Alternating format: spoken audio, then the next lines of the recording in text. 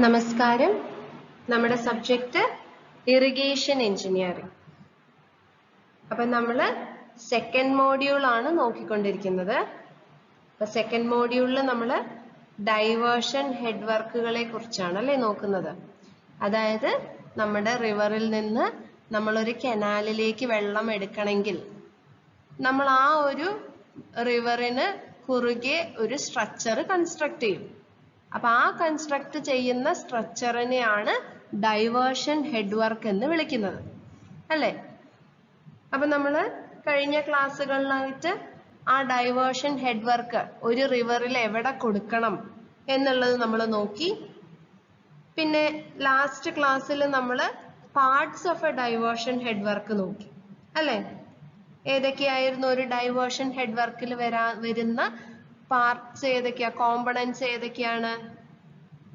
ഒരു വിയർ അല്ലെ, ആ ഒരു എന്താ നമ്മൾ കൺസ്ട്രക്ട് ചെയ്യുന്ന വാള്, ഒരു മതില് പോലെ നമ്മൾ ആ ഒരു പുഴയ്ക്ക് കുറുകെ എക്രോസ് ആയി കൺസ്ട്രക്ട് ചെയ്യുന്ന വിയർ അല്ലെ. അതിന്റെ വേറൊരു പേര് നമ്മൾ പറഞ്ഞിരുന്നു, ആനിക്കട്ട് അല്ലെ, ആനിക്കട്ട് ഓർ വിയർ. പിന്നെ ഈ വിയറിന് പെർപെൻഡിക്കുലർ ആയി വെക്കുന്ന ഡിവൈഡ് വാൾ അല്ലെ. അതായത് വരുന്ന ഫ്ലോയെ നമ്മൾ മൂന്നാക്കി തിരിച്ചു അല്ലെ, രണ്ട് കമ്പാർട്ട്മെന്റുകളാക്കി തിരിച്ചു. അതിനു വേണ്ടി വെക്കുന്ന ഡിവൈഡ് വാള്. പിന്നെ നമ്മൾ പഠിച്ചത് അണ്ടർ സ്ലൂയിസസ് അല്ലെ, താഴെ കൂടെ ആ വിയറിന് താഴെ കൊടുക്കുന്ന ഓപ്പണിങ്സ്. അതെന്തിനായിരുന്നു കൊടുക്കുന്നത്? അണ്ടർ സ്ലൂയിസസ് എന്തിനാ കൊടുക്കുന്നത്? സിൽറ്റ് പാർട്ടിക്കിൾസ് എല്ലാം അപ്സ്ട്രീമിൽ നിന്ന് ഡൗൺ സ്ട്രീമിലേക്ക് കടക്കാൻ അല്ലേ. പിന്നെ നമ്മൾ കണ്ട സ്ട്രക്ചേഴ്സ് ആണ് ഫിഷ് ലാഡർ. ഫിഷ് ലാഡർ എന്തിനാണ്? മീന് അപ്സ്ട്രീമിൽ നിന്ന് ഡൗൺ സ്ട്രീമിലേക്ക് പോവാൻ വേണ്ടി. കാരണം നമ്മൾ ഈ വിയർ കൺസ്ട്രക്ട് ചെയ്യുമ്പോൾ ഫിഷിന് പോവാൻ പറ്റില്ല അല്ലെ, അതിന്റെ ട്രാൻസ്പോർട്ടേഷൻ തടസ്സപ്പെടുകയാണ് അവിടെ. അപ്പോൾ അതിന് സ്മൂത്തായി നീങ്ങാൻ വേണ്ടി കൊടുക്കുന്ന സ്ട്രക്ചറാണ് ഫിഷ് ലാഡർ അല്ലെ. പിന്നെ നമ്മൾ ഹെഡ് റെഗുലേറ്റർ കണ്ടു. അതായത് ആ കനാലിന് സ്റ്റാർട്ടിങ്ങിൽ, കനാലിന്റെ സ്റ്റാർട്ടിംഗ് പോയിന്റിൽ വെക്കുന്ന സ്ട്രക്ചറാണ് ഹെഡ് റെഗുലേറ്റർ. ഷട്ടർ ഒക്കെ വെച്ചാണ് അത് ഓപ്പറേറ്റ് ചെയ്യുന്നത്. ഷട്ടർ തുറക്കുമ്പോൾ നമുക്ക് ഫ്ലോ കൺട്രോൾ ചെയ്യാൻ പറ്റും. എത്ര ഫ്ലോ വേണം അതിനനുസരിച്ച് നമുക്ക് ഷട്ടർ വെച്ച് കൺട്രോൾ ചെയ്യാം. അതാണ് ഹെഡ് റെഗുലേറ്റർ. പിന്നെ നമ്മൾ ഒരു ഡിവൈസും കൂടെ കണ്ടിരുന്നു, സിൽറ്റ് എക്സ്ക്ലൂഷൻ ഡിവൈസ്. ആ അണ്ടർ സ്ലൂയിസസിന്റെ അടുത്ത് ടണല് പോലെ കൊടുക്കുന്നത് അല്ലെ, ടണല് പോലെ പാസേജ് കൊടുത്ത് അതിലൂടെ സിൽറ്റ് ഡെപ്പോസിറ്റഡ് ആയി ആ സിൽറ്റ് നമ്മൾ അണ്ടർ സ്ലൂയിസസിലൂടെ അപ്സ്ട്രീമിൽ നിന്ന് ഡൗൺ സ്ട്രീമിലേക്ക് എടുക്കും. അപ്പൊ ഇതൊക്കെയാണ് നമ്മൾ പരിചയപ്പെട്ട പാർട്സ്. എല്ലാവർക്കും ഓർമ്മയുണ്ടെന്ന് വിചാരിക്കുന്നു. നിങ്ങൾ നോട്ട്സ് എഴുതണം. നോട്ട്സ് എഴുതിയാൽ നിങ്ങൾക്ക് കുറേം കൂടെ ഓർമ്മയിൽ നിൽക്കും കേട്ടോ. പിന്നെ അതുപോലെ പെട്ടെന്ന് നിങ്ങൾക്ക് ഒരു റെഫറൻസിനും നോട്ട് വളരെ ഹെൽപ്ഫുൾ ആയിരിക്കും കേട്ടോ. പിന്നെ ഞാൻ ചിലപ്പോൾ നോട്ട് സബ്മിറ്റ് ചെയ്യാനും പറയും, അപ്പോൾ സബ്മിറ്റ് ചെയ്യേണ്ടി വരും. അതുകൊണ്ട് റെഗുലറായി എഴുതി പോവുക. അപ്പൊ നമ്മൾ ഇനി അടുത്ത് നോക്കാൻ പോകുന്നത് വിയറിനെ കുറിച്ചാണ്. എന്തൊക്കെയാണ് component parts of a weir? നമ്മൾ പഠിച്ച വിയർ അല്ലേ. അപ്പൊ ഇതാണ് നമ്മൾ ഇന്നലെ കണ്ട ഒരു ഡയഗ്രാം. അപ്പൊ ആ ഡയഗ്രത്തിൽ റിവർ ഫ്ലോ ഉണ്ട്. അപ്പൊ ആ റിവർ ഫ്ലോ ഇങ്ങനെയാണ്, ഡയറക്ഷൻ കാണിച്ചിട്ടുണ്ട് അല്ലെ. അപ്സ്ട്രീം ഇതാണ്, ഇത് ഡൗൺ സ്ട്രീം കാണിച്ചിട്ടുണ്ട്. അപ്പൊ ആ റിവറിന് കുറുകെ കൊടുക്കുന്ന ഈ ഒരു സ്ട്രക്ചർ, ഇതാണ് വിയർ അല്ലെ. ഈ വിയറിനെ കുറിച്ചാണ് നമ്മൾ ഇന്ന് ഡിസ്കസ് ചെയ്യാൻ പോകുന്നത്. അപ്പൊ വിയറിന്റെ ഒരു ഡയഗ്രാം ആണ് ഈ രണ്ടാമത് കാണിച്ചിരിക്കുന്നത്. ഈ ഒരു വിയർ മാത്രം, വിയറിന്റെ ക്രോസ് സെക്ഷൻ ആണ് ഈ കാണിച്ചിട്ടുള്ളത്. അതായത് നമ്മൾ ഈ ഒരു വിയർ, ഇപ്പൊ ഞാനിതാ ഇവിടെ മുറിച്ചു, ഇവിടെ കട്ട് ചെയ്ത് ഞാൻ ഈ ഒരു സൈഡിൽ നിന്ന് നോക്കുകയാണെങ്കിൽ ഞാൻ എന്ത് കാണും എന്നുള്ളതാണ് ഇവിടെ വരച്ചിട്ടുള്ളത്. അപ്പോ ഇതിൽ നോക്കുകയാണെങ്കിൽ ഇതാണ് വിയറിന്റെ ബോഡി ഓഫ് ദ വിയർ. അതായത് നമ്മൾ മേസൻട്രി വെച്ച്, അതായത് സ്റ്റോൺ മേസൻട്രി അല്ലെങ്കിൽ ബ്രിക്ക് മേസൻട്രി അല്ലെങ്കിൽ കോൺക്രീറ്റ് വെച്ചൊക്കെ ഉണ്ടാക്കുന്ന ആ ഒരു പോർഷൻ, ആ ഒരു മതില് പോലെ പോർഷൻ, ഇത് ഇങ്ങോട്ടേക്ക് ഇങ്ങനെ പോകും ട്ടോ.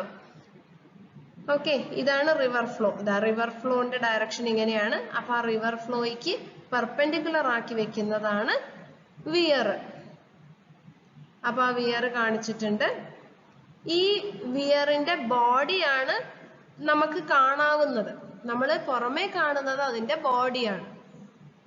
ഓക്കെ, പിന്നെ എന്തൊക്കെ പാർട്സ് ആണ് ഉള്ളത് നമുക്ക് നോക്കാം. അപ്പൊ component parts of a wear.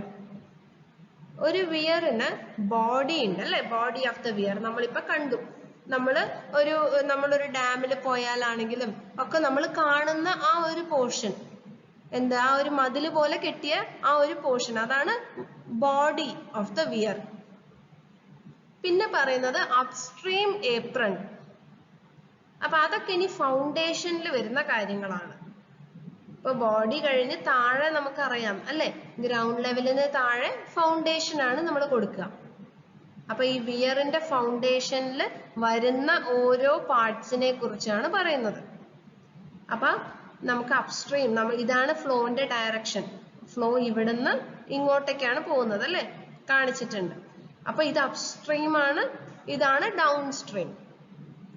അപ്പൊ നമ്മുടെ അപ്സ്ട്രീമിൽ കൊടുക്കുന്നതിനെയൊക്കെ നമ്മൾ അപ്സ്ട്രീം എന്ന് പേര് വിളിച്ചു കൊടുക്കും. ഡൗൺ സ്ട്രീമിൽ കൊടുക്കുന്നതിന് ഡൗൺ സ്ട്രീം എന്ന് പേര് വിളിക്കും. നമുക്ക് നോക്കാം.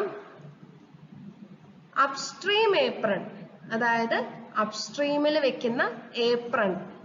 ഏപ്രൺ എന്ന് ഉദ്ദേശിക്കുന്നത് നമ്മൾ ഈ ഒരു വാളിന്റെ നേരെ താഴെ ഒരു തിക്നെസ്സിൽ കൊടുക്കും. ആ തിക്നെസ് കുറച്ച് നമ്മൾ എന്ത് ചെയ്യും എന്ന് വെച്ചാൽ ഒരു ലെങ്തില്. ആ ലെങ്ത് എന്തിനെ ഡിപ്പെൻഡ് ചെയ്യുന്നു എന്ന് ചോദിച്ചാൽ ഈ വിയറിന്റെ ലെങ്തിനെ ഡിപ്പെൻഡ് ചെയ്യും. ഒരു ചെറിയ വിയർ ആണെങ്കിൽ അപ്സ്ട്രീം ഏപ്രൺ ചെറിയ ലെങ്ത് ആയിരിക്കും. ഒരു വലിയ വിയർ ആണെങ്കിൽ ഈ ഏപ്രൺസും അതുപോലെ തന്നെ കുറച്ച് നീളം കൂടുതലായിരിക്കും. അപ്പൊ ലെങ്ത് ഓഫ് ദ വിയറിനെ ഡിപ്പെൻഡ് ചെയ്യും ഏപ്രന്റെ ലെങ്ത്. ഓക്കെ, അപ്പൊ ഈ ഫൗണ്ടേഷൻ നമ്മൾ കുറച്ചുകൂടെ എക്സ്റ്റെൻഡ് ചെയ്യും. അതിനെയാണ് ഏപ്രൺ എന്ന് പറയാം. അപ്പൊ അപ്സ്ട്രീമിൽ കൊടുക്കുന്നത് കൊണ്ട് അപ്സ്ട്രീം ഏപ്രൺ. അതുപോലെ തന്നെ നമ്മൾ ഡൗൺ സ്ട്രീമിലും കൊടുക്കും, കുറച്ച് ലെങ്ത് എക്സ്റ്റെൻഡ് ചെയ്ത് കൊടുക്കും. അതിനെയാണ് ഡൗൺ സ്ട്രീം ഏപ്രൺ എന്ന് പറയാം. ഏപ്രൺ തന്നെയാണ്, പക്ഷെങ്കിൽ അപ്സ്ട്രീമിൽ കൊടുക്കുന്നതുകൊണ്ട് അപ്സ്ട്രീം ഏപ്രൺ, ഡൗൺ സ്ട്രീമിൽ കൊടുക്കുന്നത് കൊണ്ട് ഡൗൺ സ്ട്രീം ഏപ്രൺ എന്ന് പറയും.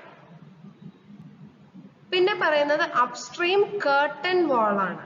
കർട്ടൻ വാൾ ഈ അപ്സ്ട്രീം ഏപ്രണിന്റെ തുടക്കത്തിൽ കൊടുക്കുന്ന ഒരു കർട്ടൻ വാൾ, താഴേക്ക് കൊടുക്കുന്ന കർട്ടൻ വാൾ. ഇത് എത്ര ലെങ്ത് താഴോട്ട് വേണം എന്നുള്ളത് അവിടുത്തെ സോയിലിന്റെ ക്യാരക്ടറിസ്റ്റിക്സിനെയും എത്രത്തോളം സീപ്പേജ് വരും, ആ ഒരു മണ്ണിലൂടെ എത്രത്തോളം വെള്ളം താഴേക്ക് ഒലിക്കാനോ അല്ലെങ്കിൽ സൈഡിലേക്ക് ഒലിച്ചു പോകാൻ സാധ്യതയുണ്ട് എന്നുള്ളതനുസരിച്ചിരിക്കും കർട്ടൻ വാളിന്റെ ഡെപ്ത്. ഓക്കെ, അപ്പൊ ഇതാണ് അപ്സ്ട്രീം കർട്ടൻ വാൾ. അപ്സ്ട്രീം ഏപ്രണിന്റെ തലഭാഗത്ത് കൊടുക്കുന്ന ഒരു വാള് പോലെ, അത് കർട്ടൻ വാൾ എന്ന് പറയും. അപ്പൊ അപ്സ്ട്രീമിലുള്ളത് അപ്സ്ട്രീം കർട്ടൻ വാൾ. അതുപോലെ തന്നെ നമ്മൾ ഡൗൺ സ്ട്രീമിലും കൊടുക്കും. ആ ഒരു എൻഡ്, ഏപ്രണിന്റെ എൻഡിൽ കാണിക്കുന്ന ഡൗൺ സ്ട്രീം കർട്ടൻ വാൾ. പിന്നെ കൊടുക്കുന്നത് ക്രസ്റ്റ്. ക്രസ്റ്റ് എന്ന് വെച്ചാൽ എന്താണ്? മുകൾ ഭാഗം. മുകൾ ഭാഗത്തിനെയാണ് നമ്മൾ ക്രസ്റ്റ് എന്ന് വിളിക്കുക അല്ലെ. അപ്പൊ ഈ ഒരു വിയർ ഞാൻ എടുക്കുകയാണെങ്കിൽ ഈ വിയറിന്റെ ബോഡിന്റെ മുകൾ ഭാഗം, അതാണ് ക്രസ്റ്റ്, വിയർ ക്രസ്റ്റ്. പിന്നെ ഇതിൽ വരാവുന്നത് ഷട്ടർ ആണ്. ഷട്ടർ നമ്മൾ ഇന്നലെ കണ്ടു അല്ലെ, ഹെഡ് റെഗുലേറ്ററിലൊക്കെ കണ്ടു നമ്മൾ ഷട്ടർ കൊടുക്കുന്നത്. അതുപോലെ ഒരു ഷട്ടർ ഈ വിയറിന് മുകളിൽ കൊടുക്കും, ഷട്ടർ. ഈ ഷട്ടർ തുറന്നാൽ നമുക്ക് കൂടുതൽ ഡിസ്ചാർജ് കിട്ടും. ഓക്കെ, അപ്പൊ ഇതൊക്കെയാണ് വിയറിന്റെ പാർട്സ്. ഒന്നും കൂടെ പറയാം. Body of the weir, upstream apron, downstream apron, upstream curtain wall, downstream curtain wall, weir crust, shutter. ഇത്രയുമാണ് component parts of a weir. നിങ്ങൾ ഞാൻ പറയുമ്പോൾ ഇതൊക്കെ എഴുതി വെക്കണം കേട്ടോ, നോട്ട്ബുക്കിൽ ഉണ്ടാവണം ഇതൊക്കെ. ഓക്കെ, അപ്പൊ നമുക്ക് ഇനി ഓരോന്ന് എന്തൊക്കെയാന്ന് നോക്കാം. അപ്പൊ ആദ്യം പറയുന്നത് ബോഡി ഓഫ് ദ വിയർ. ഈ വിയറിന്റെ ബോഡിയെ കുറിച്ചാണ്. എന്താണ് വിയറിന്റെ ബോഡിയുടെ function? It's function is to raise the water level on the upstream side. നമ്മൾ ഇന്നലെ പറഞ്ഞിരുന്നു അല്ലേ, നമ്മൾ ഇവിടെ ഒരു മതില് പോലെ ഒരു വിയർ കെട്ടി ഉണ്ടാക്കിയാൽ ഈ വാട്ടർ ലെവൽ എന്ത് ചെയ്യും? ഈ വാട്ടർ ലെവൽ നമുക്ക് കൂട്ടാൻ സാധിക്കും. കാരണം നിങ്ങൾക്കറിയാം, ഇവിടെ ഉള്ള അപ്സ്ട്രീമിൽ ഒരു വാട്ടർ ലെവൽ ഉണ്ടായിരിക്കും, ഡൗൺ സ്ട്രീമിൽ ഒരു പക്ഷെ താഴെ ആയിരിക്കും വെള്ളം അല്ലേ. അതായത് അപ്സ്ട്രീമിലുള്ള വെള്ളത്തിന്റെ ലെവല് കൂട്ടി. അപ്പൊ അതാണ് ഒരു വിയറിന്റെ purpose. It should be sufficiently strong to resist the water pressure and uplift pressure from beneath the foundations. അപ്പൊ എന്താ നമ്മൾ ഈ വിയറിന്റെ ബോഡി ഉണ്ടാക്കുമ്പോൾ ശ്രദ്ധിക്കേണ്ട കാര്യം? ഈ ഒരു ബോഡി ഈ വരുന്ന വെള്ളത്തിന്റെ പ്രഷറിനെ തടുക്കാൻ സാധിക്കണം. അതുപോലെ തന്നെ താഴേന്ന് വരുന്ന അപ്ലിഫ്റ്റ് പ്രഷർ, നമുക്കറിയാലോ ഭൂമിയുടെ അടിയിൽ വെള്ളം ഉണ്ടാവും അല്ലെ, സോയിലില് വെള്ളത്തിന്റെ അംശം ഉണ്ടാവും. അപ്പോ നിങ്ങൾ പണ്ട് പഠിച്ച buoyancy, principle of buoyancy, Archimedes principle ഒക്കെ പഠിച്ചിട്ടില്ലേ? അതിലെന്താ പറയുന്നത്? നമ്മളൊരു ബോഡി വെള്ളത്തിലേക്ക് ഇട്ട് കഴിഞ്ഞാൽ വെള്ളം താഴേന്ന് അതേപോലെ പ്രഷർ ബോഡിയിലേക്കും എക്സിസ്റ്റ് ചെയ്യും അല്ലെ. അതുകൊണ്ടാണ് ആ ഒരു ബോഡി ഫ്ലോട്ട് ചെയ്ത് കിടക്കുന്നത് അല്ലെ. ലൈറ്റ് വെയിറ്റ് ബോഡി ആണെങ്കിൽ അത് ഫ്ലോട്ട് ചെയ്യാൻ കാരണം വെള്ളം തിരിച്ച് മുകളിലേക്ക് ഒരു പ്രഷർ എക്സേർട്ട് ചെയ്യുന്നുണ്ട് അല്ലെ. അപ്പൊ അത് വെള്ളം എവിടെയുണ്ടോ അവിടെയൊക്കെ ഈ ഒരു കണ്ടീഷൻ ഉണ്ടാവും. അപ്പൊ ഇവിടെ നമ്മുടെ ഭൂമിയുടെ അടിയിൽ വെള്ളം ഉണ്ട് അല്ലെ, സോയിൽ പാർട്ടിക്കിൾസിന്റെ ഇടയിലൊക്കെ വെള്ളം ഉണ്ടാവും. അപ്പൊ ആ വെള്ളം തിരിച്ച് നമ്മുടെ ഫൗണ്ടേഷന് അപ്ലിഫ്റ്റ് ഒരു പ്രഷർ കൊടുക്കും. അപ്പൊ ആ കൊടുക്കുന്ന പ്രഷറിനെയും ഇതിന്റെ വെയിറ്റിന് തിരിച്ച് റെസിസ്റ്റ് ചെയ്യാൻ സാധിക്കണം. മനസ്സിലായോ? അപ്പൊ രണ്ട് കാര്യങ്ങളാണ് നമ്മുടെ ബോഡി ഓഫ് ദ വിയർ നോക്കേണ്ടത്. It should be sufficiently strong to resist the water pressure. വെള്ളത്തിന്റെ പ്രഷർ തടുക്കാൻ സാധിക്കണം. അതുപോലെ തന്നെ വെള്ളം താഴേന്നുള്ള വെള്ളം മുകളിലേക്ക് കൊടുക്കുന്ന അപ്ലിഫ്റ്റ് പ്രഷറും തടുക്കാൻ സാധിക്കണം. അപ്പൊ അതാണ് ബോഡി ഓഫ് ദ വിയർ. ഇനി അടുത്തത് അപ്സ്ട്രീം ഏപ്രൺ. നമുക്കറിയാം അപ്സ്ട്രീം ഏപ്രൺ. ഈ upstream apron protects the main body of the weir during floods from erosive forces. വലിയ ഫ്ലഡ് ഉണ്ടാകുന്ന സമയത്ത്, അതായത് വെള്ളപ്പൊക്കം ഉണ്ടാകുന്ന സമയത്ത് ഇവിടെ വല്ലാതെ വെള്ളം കുത്തി ഒലിക്കും അല്ലെ. അപ്പൊ അവിടുത്തെ സോയില്, ഇപ്പൊ നമ്മൾ ഈ ഒരു ഏപ്രൺ വെച്ചിട്ടില്ല എന്ന് വിചാരിക്കുക, അപ്പൊ എന്ത് പറ്റും? ആ വെള്ളം കുത്തി ഒലിക്കുന്ന ആ ഒരു ഫോഴ്സില് നമുക്ക് ഇവിടുത്തെ മണ്ണ് ഒലിച്ചു പോവാൻ സാധ്യതയുണ്ട്. അപ്പോ ആ മണ്ണ് ഒലിച്ചു പോവാതിരിക്കാൻ, ഈ വിയറിനെ പ്രൊട്ടക്ട് ചെയ്യാൻ വേണ്ടിയാണ് നമ്മൾ എന്തുണ്ടാക്കുന്നത്? വിയറിന്റെ അപ്സ്ട്രീം സൈഡിൽ ഒരു ഏപ്രൺ കൊടുക്കുന്നത്. Length of this apron depends upon the discharge in the river and the weir length. ഞാൻ നേരത്തെ പറഞ്ഞതുപോലെ ഈ ഏപ്രൺ എത്ര നീളം വേണം എന്നുള്ളത് എന്തിനെ ഡിപ്പെൻഡ് ചെയ്യും? ഒന്ന് ഈ വിയറിന്റെ ലെങ്ത്. വിയർ ഒരുപാട് നീളമുള്ള വിയർ ആണെങ്കിൽ ഏപ്രണും അതുപോലെ ഒരുപാട് നീളം കൊടുക്കും. പിന്നെ അതുപോലെ it depends on the discharge in the river. ഒരുപാട് ഡിസ്ചാർജ് വെള്ളം ഉള്ള റിവർ ആണെങ്കിൽ ഏപ്രന്റെ നീളം അതിനനുസരിച്ച് കൂടുതലായിരിക്കും.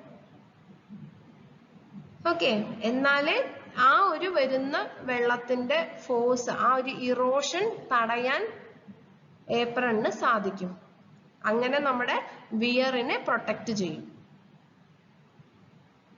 പിന്നെ അതുപോലെ it must be strong enough to withstand the downward water pressure and also to prevent any leakage in the subsoil. അതുപോലെ തന്നെ ഈ വെള്ളം ഇങ്ങോട്ട് മാത്രമല്ല പ്രഷർ കൊടുക്കുക അല്ലേ, താഴോട്ടും പ്രഷർ കൊടുക്കും. അതിന്റെ വെയിറ്റ് താഴോട്ടേക്കാണ്. ഏതൊരു മെറ്റീരിയലിന്റെയും വെയിറ്റ് താഴേക്കാണ് അല്ലെ ആക്ട് ചെയ്യുക.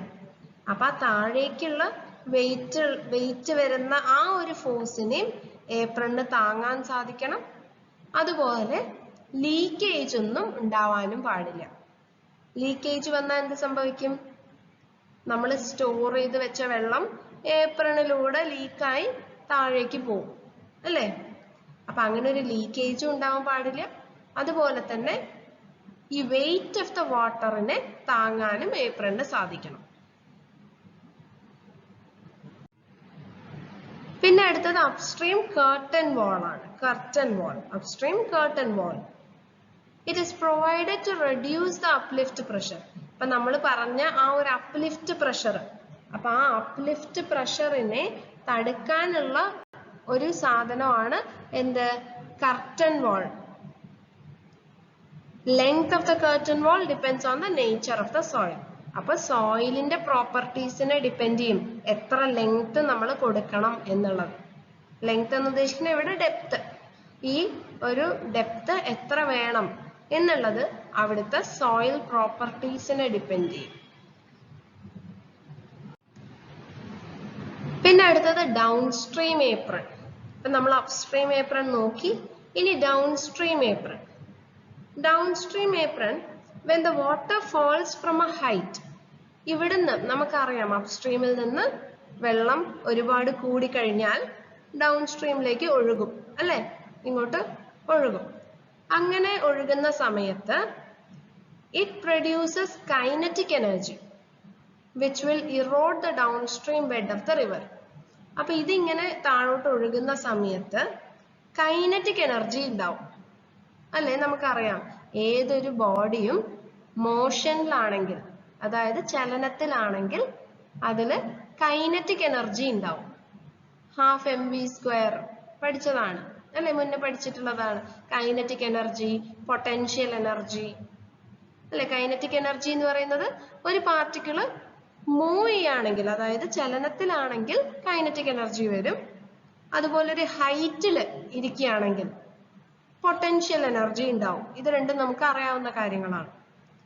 അപ്പൊ അതേപോലെ ഈ വെള്ളം താഴോട്ട് വീഴുന്ന സമയത്ത് കൈനറ്റിക് എനർജി ഉണ്ടാവും അല്ലെ. ആ കൈനറ്റിക് എനർജി കാരണം it will erode the Dawn stream bed of the river. ഇവിടെയുള്ള സോയിൽ പാർട്ടിക്കിൾ, ഇപ്പൊ ഇവിടെ നമ്മൾ ഒരു ഏപ്രൺ കൊടുത്തിട്ടില്ല എന്ന് വിചാരിക്കാം. അപ്പൊ എന്ത് സംഭവിക്കും? ഈ ഒരു കൈനറ്റിക് എനർജി കാരണം ഇവിടുത്തെ മണ്ണെല്ലാം ഒലിച്ചു പോകും. അപ്പൊ അങ്ങനത്തെ ഒരു അവസ്ഥ വരാതിരിക്കാനാണ് നമ്മൾ എന്ത് കൊടുക്കുന്നത്? ഡൗൺ സ്ട്രീം ഏപ്രൺ കൊടുക്കുന്നത്. This apron is provided to dissipate the kinetic energy. ആ ഒരു കൈനറ്റിക് എനർജി സ്പ്രെഡ് ചെയ്യാൻ, അതായത് ഒരൊറ്റ ഭാഗത്ത് തന്നെ കോൺസെൻട്രേറ്റ് ആയി വന്നാൽ അവിടെ ആ മണ്ണ് കുത്തി ഒലിച്ചു പോകാൻ സാധ്യതയുണ്ട്. അപ്പൊ നമ്മൾ എന്ത് ചെയ്യും? ആ കൈനറ്റിക് എനർജീനെ നമ്മളൊന്ന് ഡിസിപ്പേറ്റ് ചെയ്യും, കുറയ്ക്കും, സ്പ്രെഡ് ചെയ്തങ്ങ് കൊടുക്കും. The length of the apron depends on the height of the fall, nature of soil, discharge in the river, etc. അപ്പൊ നമുക്ക് ഈ ഡൗൺ സ്ട്രീം ഏപ്രൺ കൊടുക്കേണ്ടത് എത്ര ലെങ്തിലാണ് എന്നുള്ളത് എന്തിനേക്ക് ഡിപ്പെൻഡ് ചെയ്യും? എത്ര ഹൈറ്റിൽ നിന്നാണ് വീഴുന്നത്. ഒരുപാട് ഹൈറ്റിൽ നിന്നാണെങ്കിൽ നല്ല അധികം ലെങ്ത് കൊടുക്കണം അല്ലെ. പിന്നെ അതുപോലെ നേച്ചർ ഓഫ് ദ സോയിൽ, നേരത്തെ പറഞ്ഞതുപോലെ സോയിലിന്റെ പ്രോപ്പർട്ടീസിനെ ഡിപ്പെൻഡ് ചെയ്യും. പിന്നെ ഒരുപാട് ഡിസ്ചാർജ്, ഒരുപാട് ഫ്ലോ ഉള്ള റിവർ ആണെങ്കിൽ ഏപ്രന്റെ ലെങ്ത് കൂടുതലായിരിക്കണം, കാരണം അത്രത്തോളം വെള്ളം താഴേക്ക് വീഴും അല്ലേ. Normally the apron is extended up to that point where there is no scope for erosion. അതായത് ഒരു ഇറോഷൻ, അതായത് ഒരു മണ്ണൊലിപ്പിന് സാധ്യത ഇല്ലാത്ത സ്ഥലം വരെ നമ്മൾ ഈ ഏപ്രന്റെ ലെങ്ത് കൊടുക്കും. മനസ്സിലായോ? ഓക്കെ, ഇനി അപ്പൊ അടുത്തത് ഡൗൺ സ്ട്രീം കർട്ടൻ വാൾ. അപ്പൊ ഡൗൺ സ്ട്രീം കർട്ടൻ വാൾ ആണ് അടുത്തത് നോക്കുന്നത്. It protects the downstream flow from uplift pressure. എപ്പോഴും നമ്മൾ ഈ കർട്ടൻ വാൾ കൊടുക്കുന്നത് അപ്ലിഫ്റ്റ് പ്രഷർ തടയാൻ വേണ്ടിയിട്ടാണ്. നേരത്തെ നമ്മൾ അപ്സ്ട്രീമിലെ കർട്ടൻ വാളും കൊടുത്തത് എന്തിനായിരുന്നു? ഇവിടെ ഞാൻ പറഞ്ഞ വെള്ളത്തിന്റെ അപ്ലിഫ്റ്റ് പ്രഷർ, ആ ബൊയാൻസി, ഫോഴ്സ് ഓഫ് ബൊയാൻസി ഒക്കെ നമ്മൾ പറഞ്ഞു. അപ്പൊ ആ ഒരു അപ്ലിഫ്റ്റ് പ്രഷർ തടയാൻ വേണ്ടിയാണ് നമ്മൾ അപ്സ്ട്രീം കർട്ടൻ വാൾ കൊടുത്തത് അല്ലേ? അതേ പർപ്പസ് ആണ് ഡൗൺ സ്ട്രീം കർട്ടൻ വാളിന്. അവിടെയും അപ്ലിഫ്റ്റ് പ്രഷർ തടയാൻ വേണ്ടിയാണ് നമ്മൾ ഡൗൺ സ്ട്രീം കർട്ടൻ വാൾ കൊടുക്കുന്നത്. It should also be strong to resist the falling energy of water. അപ്പൊ ഈ ഡൗൺ സ്ട്രീമിൽ നമ്മൾ എന്ത് ഡിസൈൻ ചെയ്യുകയാണെങ്കിലും ഈ വീഴുന്ന വെള്ളത്തിന്റെ എനർജി കളയാൻ വേണ്ടിയാണ് ഡിസൈൻ ചെയ്യുന്നത്. അത് റെസിസ്റ്റ് ചെയ്യാൻ പറ്റണം, അത് താങ്ങാൻ പറ്റണം. ഓക്കെ, അത് താങ്ങാൻ പറ്റിയില്ലെങ്കിൽ എന്ത് പറ്റും? ആ ഒരു വെള്ളത്തെ വീഴുന്ന ഫോഴ്സ് കൊണ്ട് ഈ ഏപ്രൺസ് ഒക്കെ തകർന്നു പോകും അല്ലെ? അപ്പൊ അത് വിത്ത്സ്റ്റാൻഡ് ചെയ്യാൻ സാധിക്കണം ഈ ഒരു ഏപ്രണിനും അതുപോലെ തന്നെ ഈ ഒരു കർട്ടൻ വാളിനും. പിന്നെ അടുത്തത് ക്രസ്റ്റ്, വിയർ ക്രസ്റ്റ്. ഞാൻ പറഞ്ഞു മുകൾ ഭാഗം അല്ലെ? ആ ഒരു ബോഡി ഓഫ് ദ വിയറിന്റെ മുകളിലെ പോർഷനെയാണ് ക്രസ്റ്റ് എന്ന് വിളിക്കുന്നത്. Top of the weir is called crust. It must be sufficiently strong enough as it has to resist the excessive water pressure during flood. ഈ ഫ്ലഡിന്റെ സമയത്ത്, അതായത് വെള്ളപ്പൊക്കത്തിന്റെ സമയത്ത് എന്ത് പറ്റും? ഒരുപാട് വാട്ടർ പ്രഷർ വരും. അപ്പൊ ആ വാട്ടർ പ്രഷർ ഒക്കെ, വെള്ളത്തിന്റെ പ്രഷർ ഒക്കെ ഈ ഒരു ക്രസ്റ്റിന് താങ്ങാൻ സാധിക്കണം. അപ്പൊ അതിനനുസരിച്ച് വേണം ഈ ഒരു ക്രസ്റ്റ് ഡിസൈൻ ചെയ്യാൻ. വെള്ളപ്പൊക്കത്തിന്റെ സമയത്ത് വെള്ളത്തിന്റെ ലെവൽ ഇങ്ങനെ കൂടിക്കൂടി വരും. അപ്പൊ ആ കൂടിക്കൂടി വരുമ്പോ ഈ ക്രസ്റ്റിലേക്ക് വരുന്ന പ്രഷർ കൂടും അല്ലെ? അപ്പൊ ആ ഒരു പ്രഷർ താങ്ങാൻ സാധിക്കണം.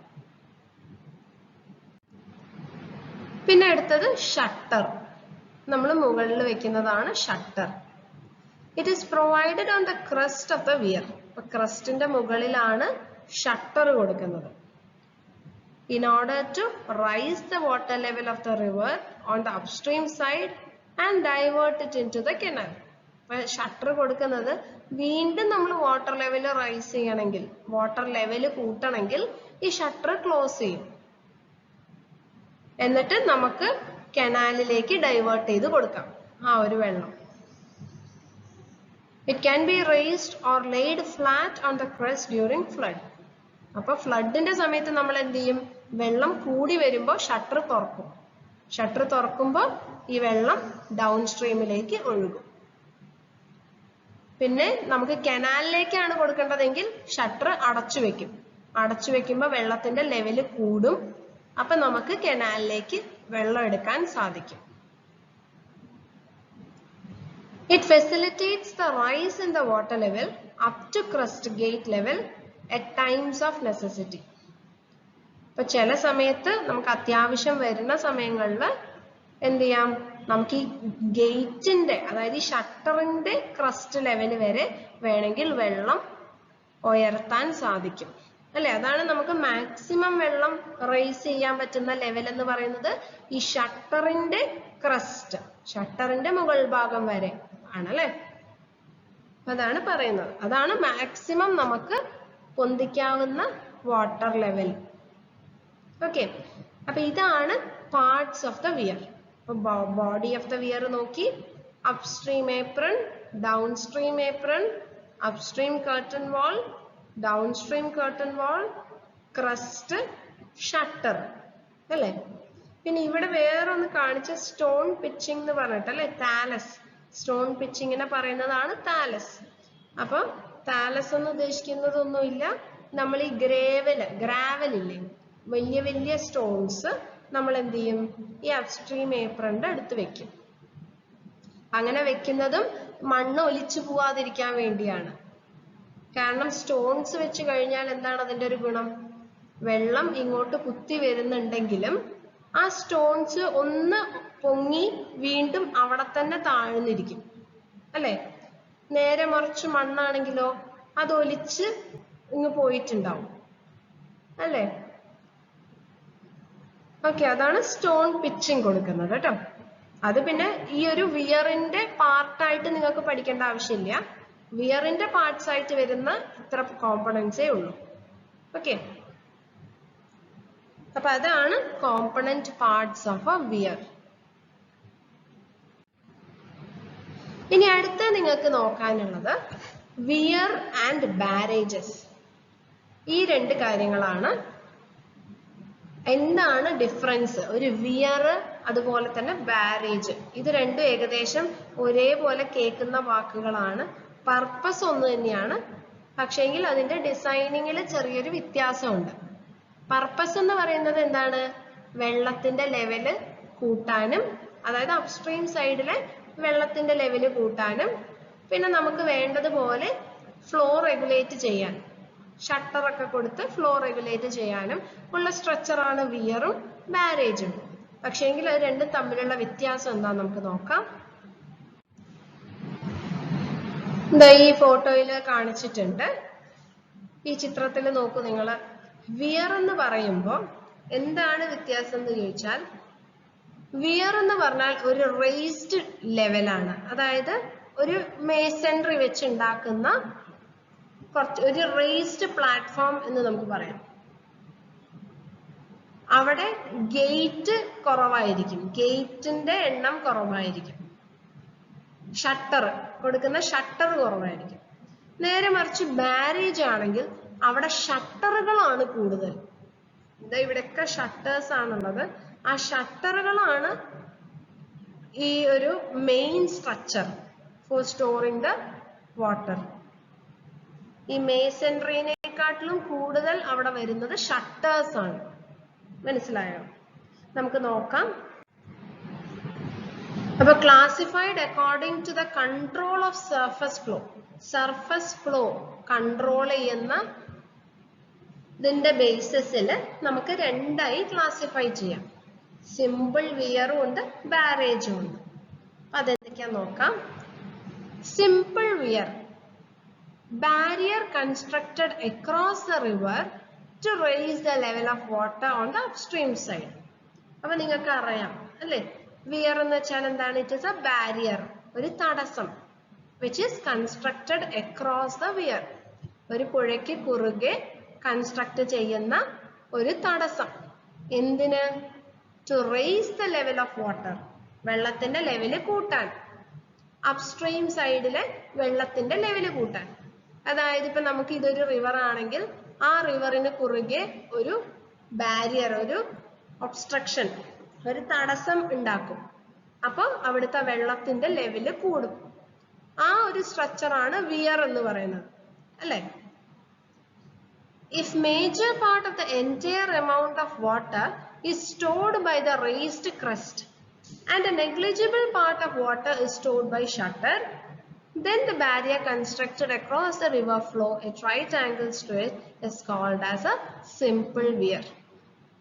എന്താ പറയുന്നത് എന്ന് വെച്ചാൽ, if major part of the entire amount of water, ഇതിൽ ഏറ്റവും കൂടുതൽ, അതായത് ഈ ഒരു ഫിഗറിൽ നിങ്ങൾ നോക്കൂ, താഴെ കാണിച്ച ഫിഗറിൽ നമ്മളിപ്പോ പഠിച്ച ആ ഒരു വിയറിന്റെ ബോഡി നമ്മൾ പഠിച്ചല്ലേ, ഇത് വിയറിന്റെ ബോഡിയാണ്. പിന്നെ ക്രസ്റ്റ്, മുകളിൽ ഷട്ടറും കൊടുത്തിട്ടുണ്ട്. ഇതില് നമ്മൾ ഈ ഒരു ഫിഗർ അനലൈസ് ചെയ്യുകയാണെങ്കിൽ ഏറ്റവും കൂടുതൽ വെള്ളം തടഞ്ഞു നിർത്തുന്നത് ഈ ബോഡി ഓഫ് ദ വിയർ ആണ് അല്ലെ? ഷട്ടറിന് ചെറിയൊരു റോളേ വരുന്നുള്ളൂ, കുറച്ച് പോർഷനെ ഷട്ടർ സ്റ്റോർ ചെയ്ത് വെക്കുന്നുള്ളൂ. ബാക്കി ഭൂരിഭാഗം വെള്ളവും സ്റ്റോർ ചെയ്ത് വെക്കുന്നത് ഈ ഒരു ബോഡി ഓഫ് ദ വിയർ ആണ് അല്ലെ? അതാണ് പറയുന്നത്. If major part of the entire amount of water is stored by a raised crust, അപ്പൊ ക്രസ്റ്റ്, ആ ഒരു ക്രസ്റ്റ് വരെയുള്ള ആ ഒരു പോർഷൻ ആണ് ഏറ്റവും കൂടുതൽ വെള്ളം സ്റ്റോർ ചെയ്ത് വെക്കുന്നത്. And A negligible part of water is stored by shutter, ചെറിയൊരു പാർട്ട് മാത്രം ഷട്ടർ സ്റ്റോർ ചെയ്ത് വെക്കുകയാണ്. Then the barrier constructed across the river flow is called weir. അങ്ങനത്തെ ഒരു സ്ട്രക്ചറിനെയാണ് വിയർ എന്ന് പറയുന്നത്. അപ്പൊ കൂടുതൽ പോർഷൻ ബോഡിയാണ് സ്റ്റോർ ചെയ്ത് വെക്കുന്നത്, ചെറിയൊരു പോർഷൻ ആണ് ഷട്ടർ തടഞ്ഞു നിർത്തുന്നത് അല്ലേ? In this case, if shutters are provided, they are movable and must be strong enough to resist the water pressure.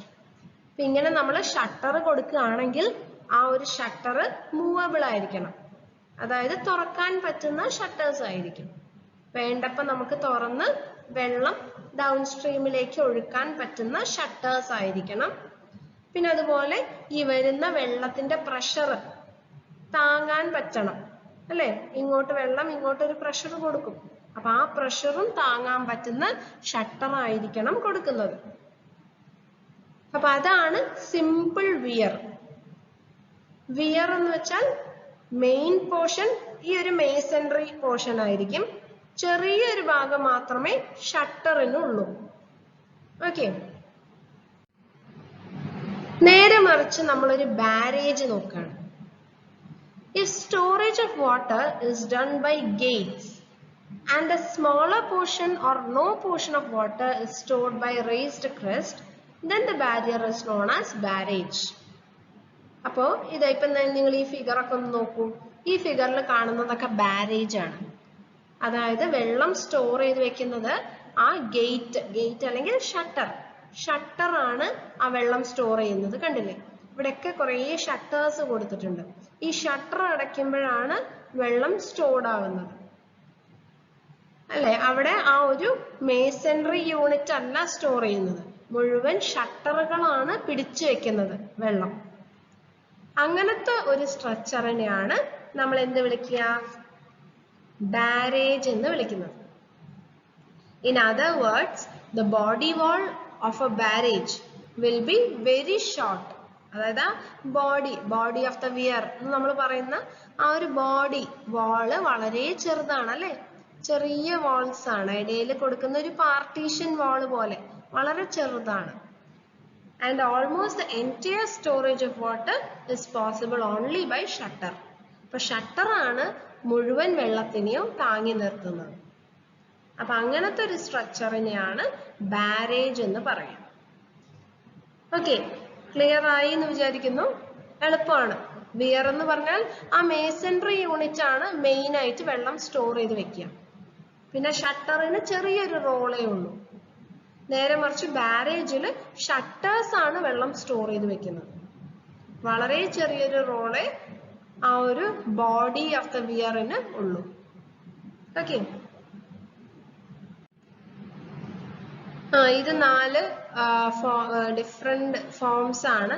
2 വിയറിനെ കുറിച്ചും 2 ബാരേജിനെ കുറിച്ചും.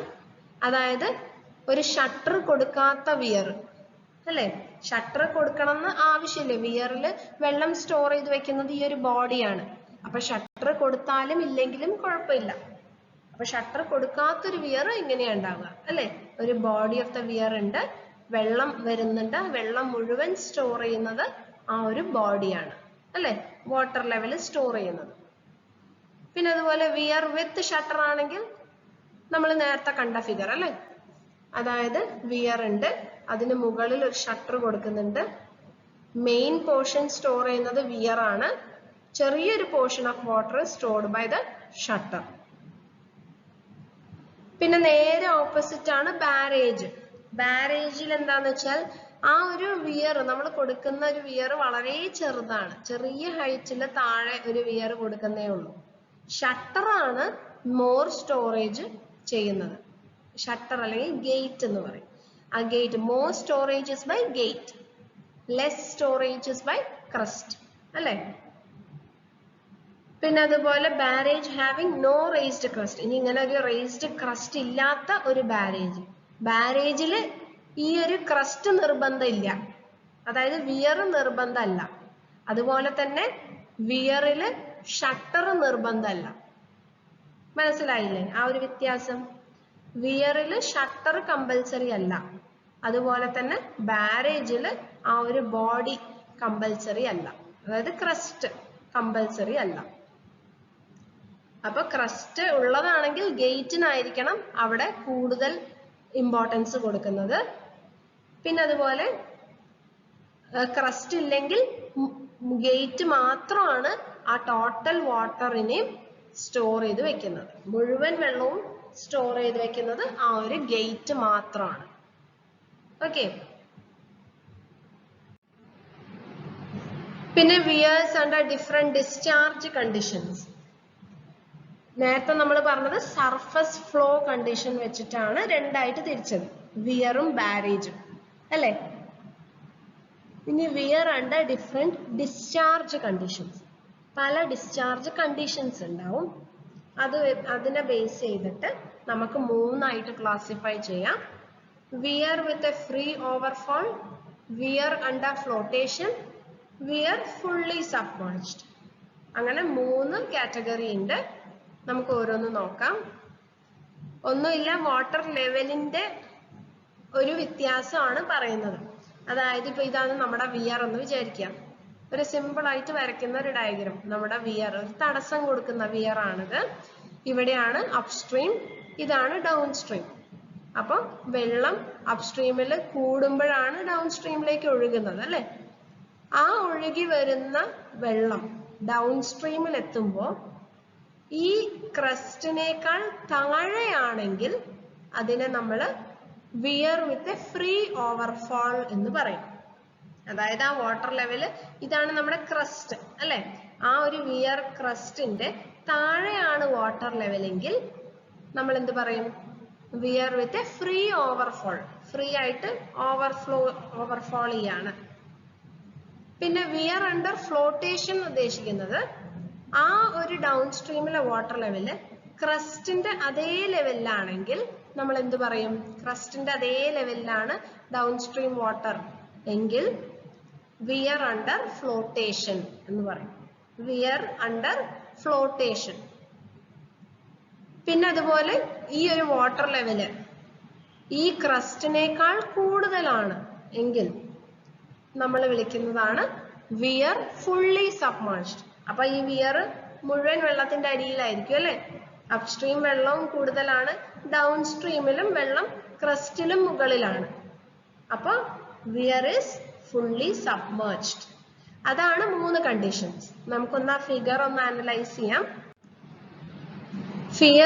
വിയർ വിത്ത് എ ഫ്രീ ഓവർഫോൾ കണ്ടില്ലേ? ഞാൻ പറഞ്ഞതുപോലെ അപ്സ്ട്രീം വാട്ടർ ലെവൽ ഉണ്ട്, അത് വിയർ കൂടുമ്പോഴാണ് ഒഴുകുക അല്ലെ, ഡൗൺ സ്ട്രീമിലേക്ക് ഒഴുകുക. അപ്പൊ ഈ ക്രസ്റ്റിനേക്കാൾ താഴെയാണ് വാട്ടർ ലെവൽ, ഡൗൺ സ്ട്രീമിലെ വാട്ടർ ലെവൽ. അതാണ് weir with a free overfall. Here water level on the upstream side of the weir is above the weir crest and water freely flowing over the crest, and the downstream water level is below the crest of the weir. Okay, ഈ പറഞ്ഞ കാര്യം തന്നെയാണ്. പിന്നെ അടുത്തത് wear under flotation. കണ്ടില്ലേ? അപ്സ്ട്രീമിലെ water level കൂടുതലാണ്, ഡൗൺ സ്ട്രീമിൽ ക്രസ്റ്റിന്റെ അതേ ലെവലിലാണ് ഡൗൺ സ്ട്രീം വാട്ടർ ലെവൽ. ഇപ്പൊ നമുക്ക് വായിച്ചു നോക്കാം. Water level on the upstream side of the weir is above the crest. അതായത് അപ്സ്ട്രീം സൈഡിൽ ക്രസ്റ്റിന് മുകളിലാണ്. And the water level on the downstream side is just touching the crest. Downstream സൈഡിലുള്ള വെള്ളം ക്രസ്റ്റിനോട് ജസ്റ്റ് ടച്ചിങ് ആണ് അല്ലെ, അതേ ലെവലിലാണ്.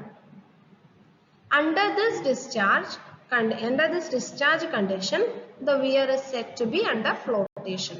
അപ്പൊ ഈ വിയർ എന്താണ്? ഫ്ലോട്ട് ചെയ്യാണ് എന്നാണ് നമ്മൾ പറയുന്ന ഒരു concept. Weir is under flotation. പിന്നെ മൂന്നാമത്തത് വിയർ ഫുള്ളി സബ്മേർജ്ഡ്. കണ്ടില്ലേ? വാട്ടർ ലെവൽ അപ്സ്ട്രീമിലത് ക്രസ്റ്റിലും മുകളിലാണ്. അപ്പൊ വെള്ളം ഡൗൺ സ്ട്രീമിലേക്ക് വീഴും. ഡൗൺ സ്ട്രീമിലെ വെള്ളത്തിന്റെ ലെവല് ക്രസ്റ്റിനും മുകളിലാണ്. അപ്പൊ ഈ വിയർ എന്ത് പറ്റി? മുഴുവൻ വെള്ളത്തിന്റെ അടിയിലാണ് അല്ലെ. അതുകൊണ്ടാണ് വിയർ ഫുള്ളി സബ്മേർജ്ഡ്. വിയർ മുഴുവൻ വെള്ളത്തിന്റെ അടിയിലാണ്, സബ്മേർജ്ഡ് ആണ്. The water level both on the upstream and downstream of the weir is above the crest of the weir. ഇപ്പൊ രണ്ടും അപ്സ്ട്രീം വാട്ടർ ലെവലും ഡൗൺ സ്ട്രീം വാട്ടർ ലെവലും ഈ ഒരു വിയർ ക്രസ്റ്റിന്റെ മുകളിലാണ്. So the weir is said to be fully submerged. Okay, അപ്പൊ ഇതാണ് വിയേഴ്സിന്റെ വിയറും ബാരേജും, പിന്നെ അതുപോലെ തന്നെ വിയറിന്റെ ക്ലാസിഫിക്കേഷൻ. ഇനി നമുക്ക് ബാക്കി അടുത്ത ക്ലാസ്സിൽ നോക്കാം. ഇനി നിങ്ങൾക്ക് നോക്കാനുള്ളത് ഫ്ലഡ് ബാങ്കുകളെ കുറിച്ചാണ്. അതുപോലെ പിന്നെ ഓരോ പ്രൊട്ടക്റ്റീവ് വർക്ക്സ്, നമ്മൾ എന്തൊക്കെ പ്രൊട്ടക്ഷൻ ആണ് കൊടുക്കുന്നത് ഫ്ലഡ് വരുമ്പോൾ എന്നുള്ളതൊക്കെയാണ് അടുത്ത് നോക്കാനുള്ളത്. അത് നമുക്ക് അടുത്ത ക്ലാസ്സിൽ നോക്കാം. അപ്പൊ താങ്ക് യു.